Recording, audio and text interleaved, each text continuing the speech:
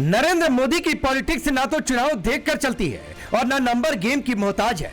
उन्होंने देश के लिए कुछ लक्ष्य तय कर रखे हैं और उन्हें उनके काम पूरे करने से कोई नहीं रोक सकता। अगर वन नेशन वन इलेक्शन आ गया तो देश की राजनीति पूरी तरह से बदल जाएगी। देश में फिर बार बार होने वाले चुनाव बंद हो जाएंगे और 1 या 2 फेज में ही चुनाव निपट जाएंगे। ऐसा नहीं है कि दुनिया में कहीं वन नेशन वन इलेक्शन नहीं होता है और मोदी सिर्फ भारत में इसको लेकर आ रहे हैं। भाई इंडोनेशिया बड़ा देश है, वहां 2019 से सारे चुनाव एक साथ हो रहे हैं। इसी साल फरवरी में इंडोनेशिया में सारे चुनाव एक साथ हुए। 20 करोड़ लोगों ने एक दिन में वोट डाला। राष्ट्रपति, उपराष्ट्रपति, सांसद, विधायक, पार्षद सब एक साथ चुन दिया। भाई स्वीडन में भी ऐसा ही सिस्टम बना हुआ है कि वहां पार्लियामेंट से लेकर नगर पालिका तक सारे चुनाव एक समय पर एक साथ होते हैं। हर 4 साल में सितंबर के सेकंड संडे को वोटिंग होती है, जिसमें पूरा देश एक साथ वोट डालता है। काम खत्म। साउथ अफ्रीका में संसद और विधानसभा के चुनाव एक साथ होते हैं।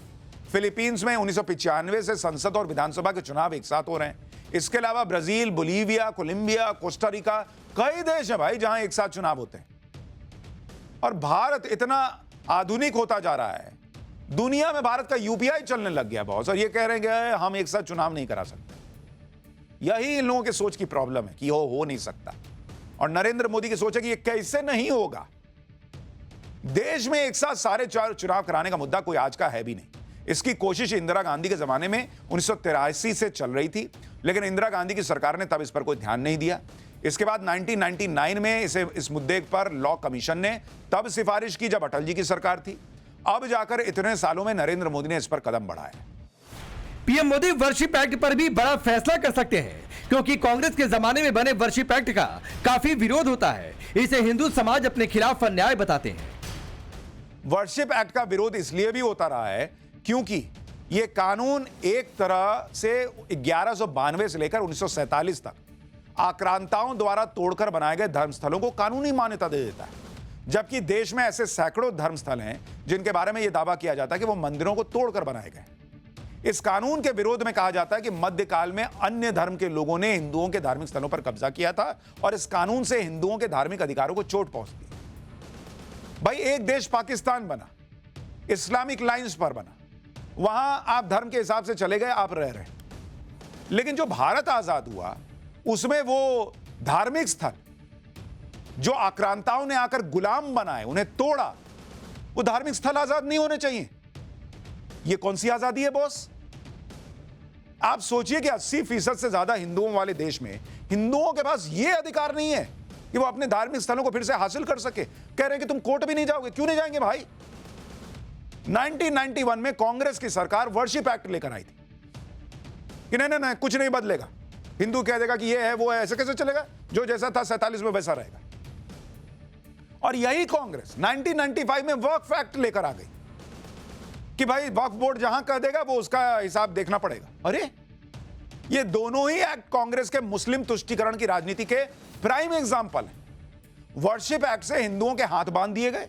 15 अगस्त 1947 में जिस धार्मिक स्थल का जो स्वरूप था उसमें बदलाव नहीं हो सकता। दूसरी तरफ वक्फ एक्ट से मुसलमानों को यह अधिकार दे दिया गया कि वो जिस प्रॉपर्टी को चाहे वक्फ प्रॉपर्टी घोषित कर सकते हैं। वर्शिप एक्ट में यह प्रावधान किया गया कि मंदिर तोड़कर बनी मस्जिद के खिलाफ हिंदू कोर्ट तक नहीं जा सकते। वक्फ एक्ट में यह प्रावधान किया गया कि वक्फ बोर्ड जिस संपत्ति पर दावा कर दे उसे चैलेंज नहीं किया जा सकता। मतलब गजब का सेक्युलरिज्म चल रहा है बॉस। हिंदू कुछ नहीं कर सकता, मुसलमान इस देश में रह रहा है तो भाई वो सब कर सकता है। ये कौन सा तराजू बराबर है भाई सेक्युलरिज्म का? ये दोनों को बराबर पावर दी है क्या? सुप्रीम कोर्ट ने वर्शिप एक्ट पर केंद्र सरकार से 4 हफ्तों में जवाब मांगा है। केंद्र सरकार के जवाब दाखिल करने के बाद क्या हो सकता है अब आपको यह भी बताता हूं।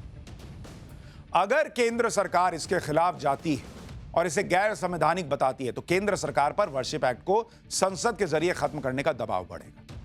और अगर केंद्र सरकार न्यूट्रल रहती है या एक्ट का साथ देती है तो सब कुछ सुप्रीम कोर्ट पर निर्भर करेगा। कोर्ट में वर्शिप एक्ट की लीगैलिटी पर बहस होगी, जिसके बाद वर्शिप एक्ट का क्या होगा इस पर फैसला आएगा। लेकिन 4 हफ्ते में तस्वीर क्लियर हो जाएगी कि इस देश के संवैधानिक इतिहास पर जो कई लोगों को लगता है काला काला दाग है वर्शिप एक्ट, वो रहेगा या जाएगा। नरेंद्र मोदी सरकार क्या कोर्ट में जवाब देगी, अब इस पर सबकी नजर है। सरकार के मोर्चे पर तो पीएम मोदी को साल भर बड़े बड़े फैसले करने ही हैं। राजनीति के मोर्चे पर भी साल की शुरुआत में ही उन्हें बड़ा फैसला करना है। जैसे साल की शुरुआत में ही बीजेपी के नए अध्यक्ष का चुनाव होना है। इसके अलावा साल 2025 में पीएम मोदी को दिल्ली और बिहार चुनाव भी संभालना है। दोनों राज्यों में कैसे जीत मिलेगी, इसकी रणनीति बनानी है। इसके अलावा फरवरी में बजट भी आने वाला है। बजट पर सबकी नजरें हैं। बजट में टैक्स को लेकर काफी बातें हो रही हैं और यह कहा जा रहा है कि टैक्स में पीएम मोदी बड़ी राहत दे सकते हैं। दिक्कत सिर्फ इस बात की नहीं है कि हर कदम पर टैक्स है, दिक्कत इस बात की भी नहीं है कि टैक्स भरा जा रहा है।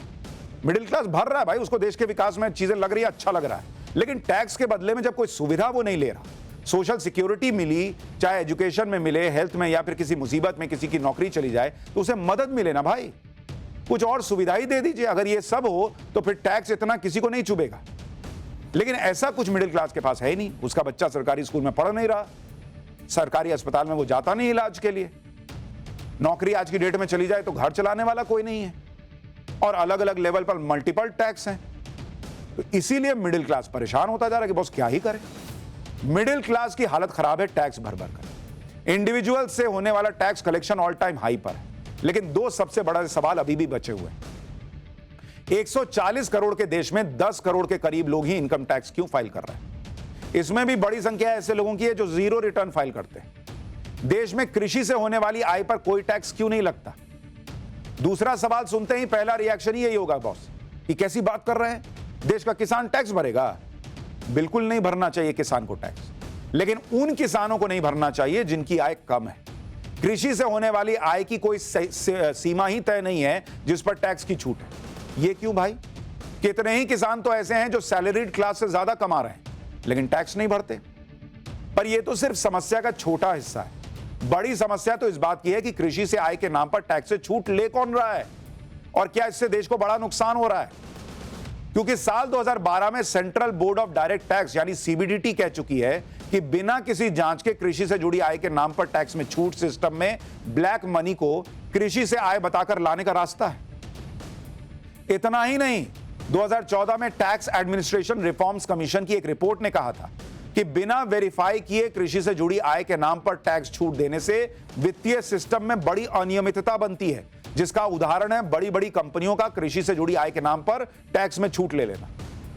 यानी कृषि से जुड़ी आय के नाम पर किसानों से ज्यादा फायदा क्या दूसरे लोग उठा रहे हैं, ये एक बड़ा सवाल है। और यह सवाल और पुख्ता होता है 2019 की सीएजी की एक रिपोर्ट से, जिसमें कहा गया था कि इनकम टैक्स ने 22,195 केस की जांच की। सीएजी ने इनमें से 6,778 केस की स्टडी की। इन केसेस में 3,656 करोड़ रुपए की टैक्स छूट क्लेम की गई थी कृषि से जुड़ी आय बताकर। इनमें से 57% क्लेम कंपनियों के थे बॉस, और 37% व्यक्तिगत टैक्स पेयर्स के। 22.5% केस में बिना दस्तावेज जांचे ही टैक्स में छूट दे दी गई थी। करीब 10.5% केस में जमीन के दस्तावेज तक नहीं थे विभाग के पास। 19% केस तो ऐसे थे जहां कृषि से जुड़ी आय के सबूत ही नहीं थे, और 11% केस में डेटा एंट्री की गड़बड़ियां थी, और भी कई दूसरी कमियां मिली। सवाल यह है कि क्या कृषि से जुड़ी आय पर टैक्स छूट का फायदा जरूरतमंद किसानों को मिल भी रहा है?